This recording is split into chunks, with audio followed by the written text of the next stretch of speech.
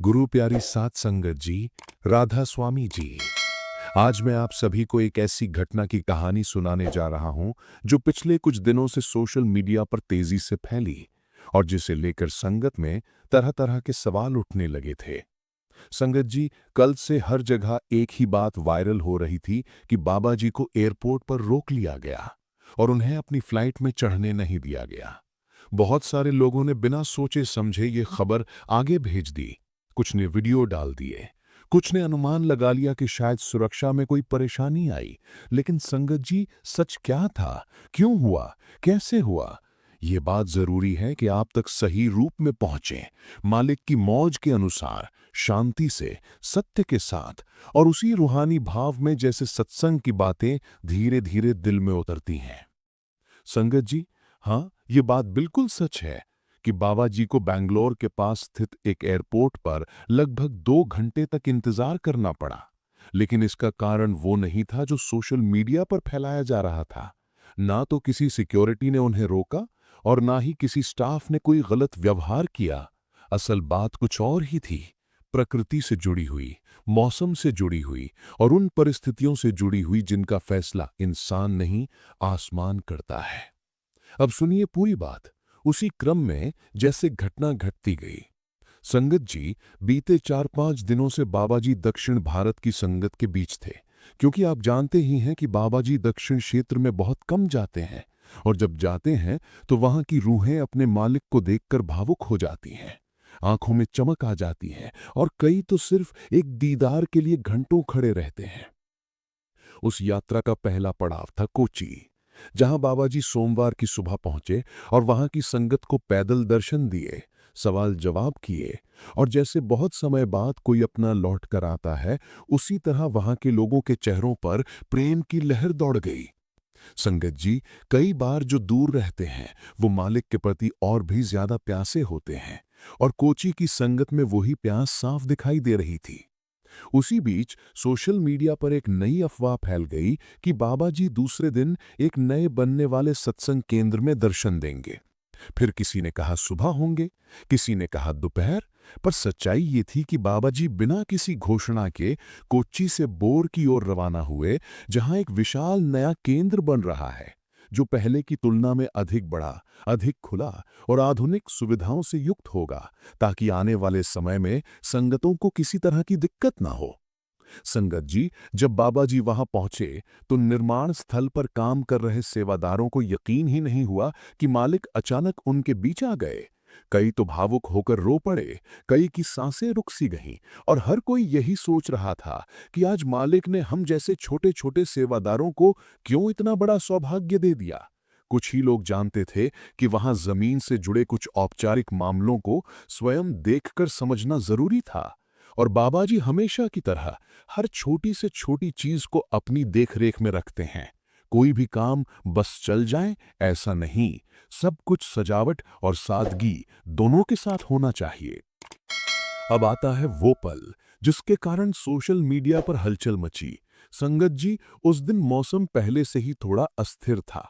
दक्षिण भारत में पिछले कुछ दिनों से भारी बारिश, तेज हवाएं और समुद्र की ओर से उठती नमी की चेतावनियां दी जा रही थीं।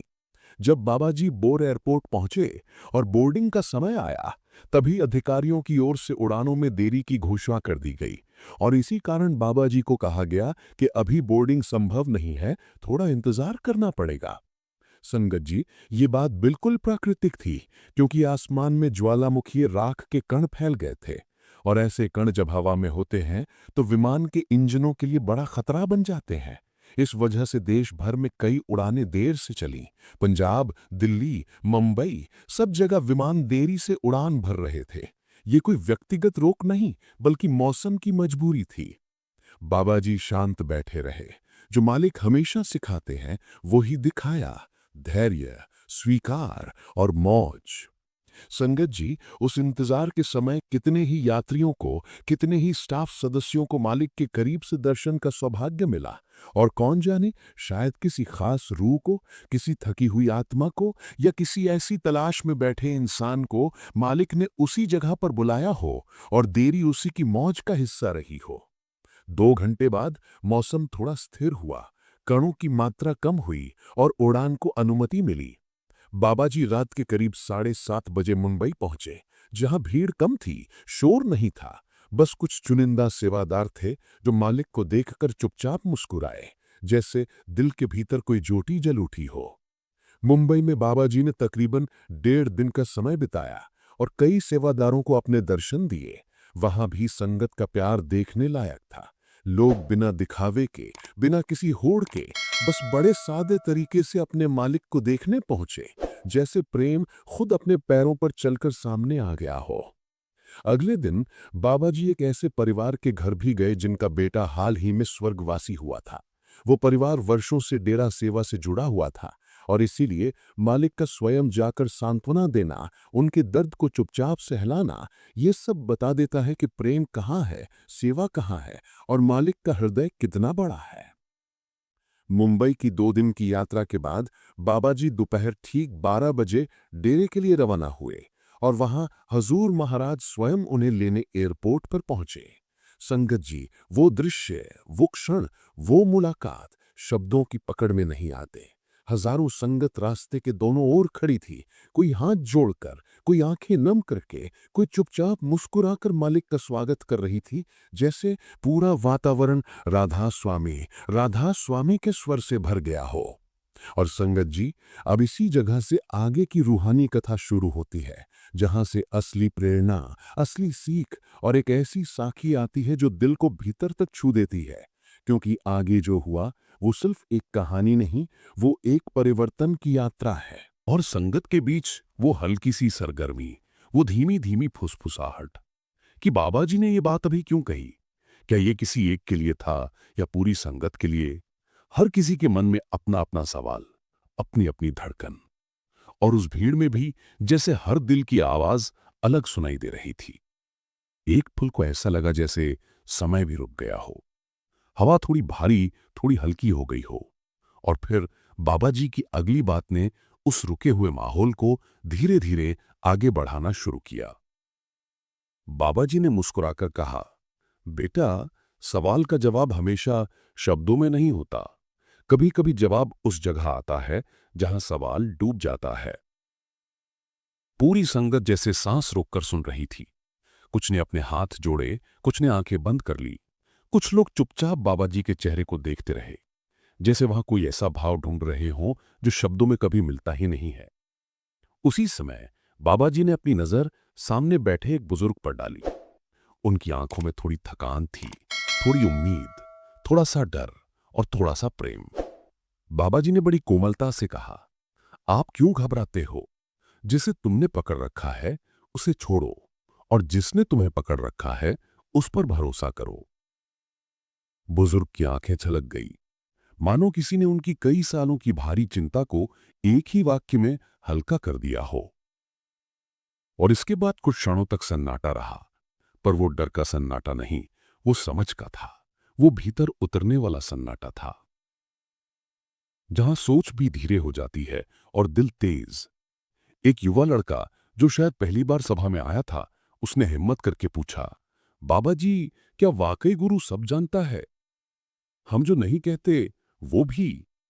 बाबाजी हल्के से हंसे, पर वो हंसी मजाक वाली नहीं थी, वो हंसी आश्वासन देने वाली थी।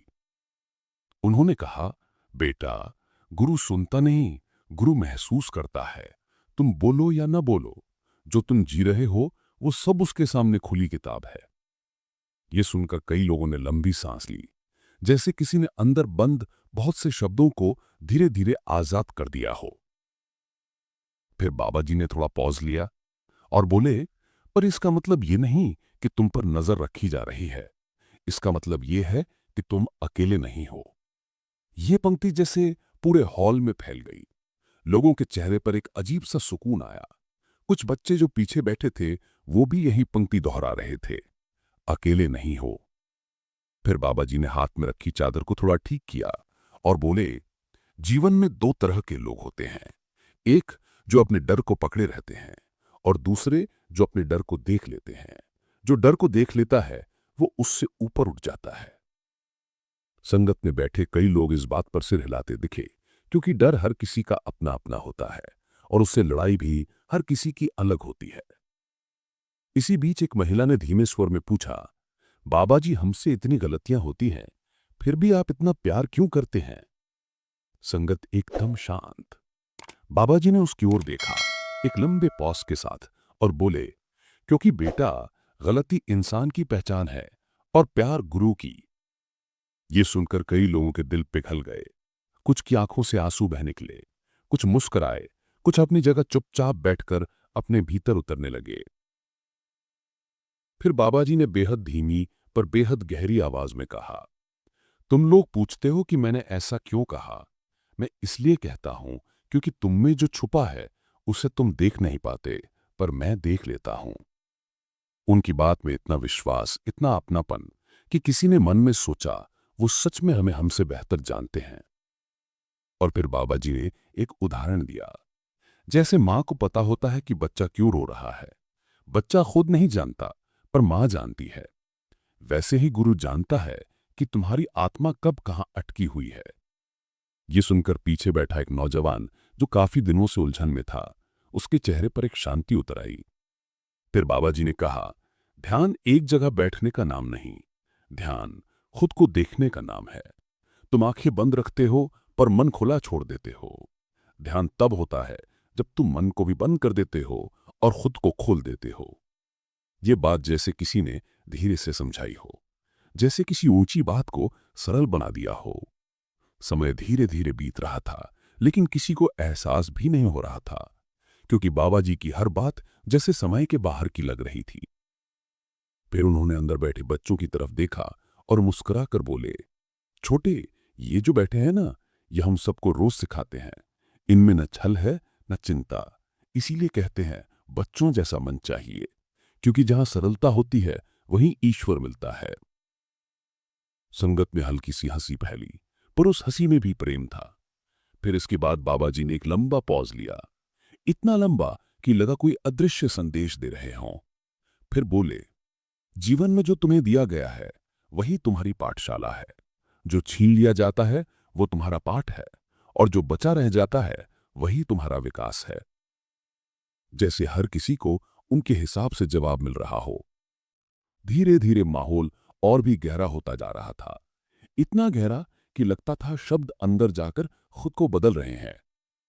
फिर बाबा जी ने बहुत प्यार से कहा, जिसे तुम खोया हुआ मानते हो वो सिर्फ छिपा होता है, और जिसे तुम अपना मानते हो वो बस तुम्हारे साथ चल रहा होता है। सच्चा मालिक कभी नहीं खोता। इस बात ने कई दिलों को झकझोर दिया। कुछ लोग दाएं बाएं देखते हुए अपने अंदर की बेचैनी को पहचानने लगे। कुछ लोग पहली बार समझने लगे कि उन्हें आखिर किससे डर लगता रहा है, और कुछ लोग बस चुपचाप बैठे रहे, जैसे किसी ने उनकी आत्मा पर हाथ रख दिया हो। बाबा जी ने एक छोटी सी मुस्कान के साथ कहा, अगर जीवन समझना है तो पहले खुद को समझो, और खुद को समझना है तो चुप रहना सीखो, क्योंकि शोर में आवाजें मिलती हैं और चुप्पी में सच। ये सुनकर पूरा हॉल जैसे सांस लेना भूल गया। और इसी गहरी शांति में, इसी बहती कृपा में, इसी स्थिर नजर में और अंतिम शब्दों के साथ, एकदम स्वाभाविक, एकदम प्यार से, अगर ये रूहानी सफर, ये अनुभव, ये संदेश आपके दिल को छू गया हो तो इसे लाइक कीजिए, शेयर कीजिए और चैनल को सब्सक्राइब कीजिए, ताकि अगला हिस्सा भी इसी प्रेम, इसी गहराई और इसी कृपा के साथ आप तक पहुंचता रहे।